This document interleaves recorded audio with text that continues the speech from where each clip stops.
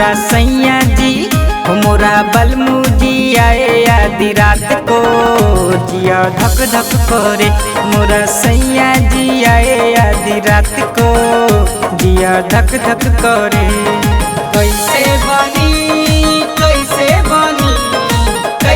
बनी हो राम कैसे बनी फुलौरी बिना चटनी कैसे बनी फुलौरी बिना चटनी कैसे बनी।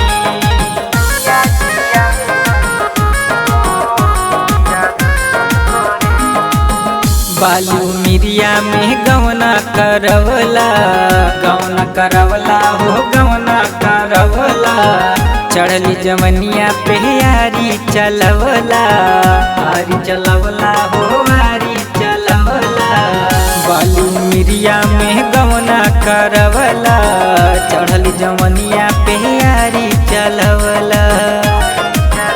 सैया करेला हो राजा करेला हो बलमू करेला बड़ा उत्पात हो जिया धक धक करे।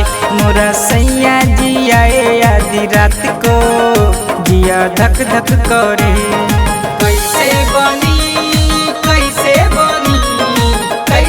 बनी हो राम कैसे बनी फुलौरी बिना चटनी कैसे बनी फुलौरी बिना चटनी कैसे बनी।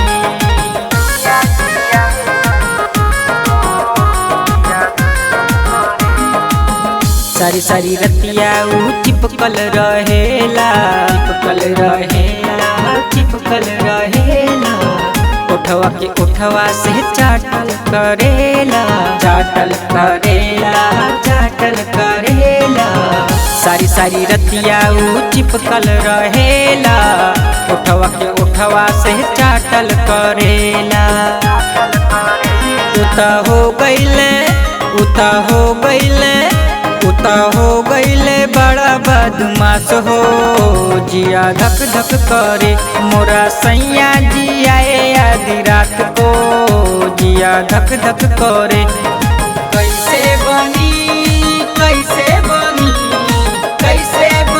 हो राम कैसे बनी फुलौरी बिना चटनी कैसे बनी फुलौरी बिना चटनी कैसे बनी।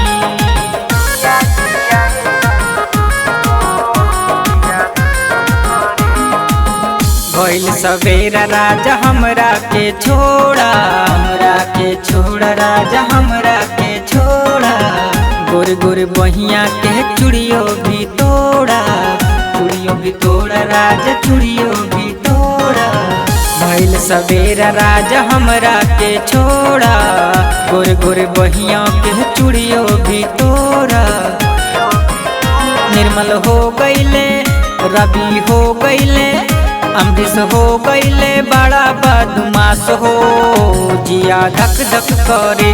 मोरा सैया जी आए आधी रात को जिया धक धक करे। मोरा राजा जी हो मोरा सैया जी हो मोरा बलमू जी आए आधी रात को जिया धक धक करे।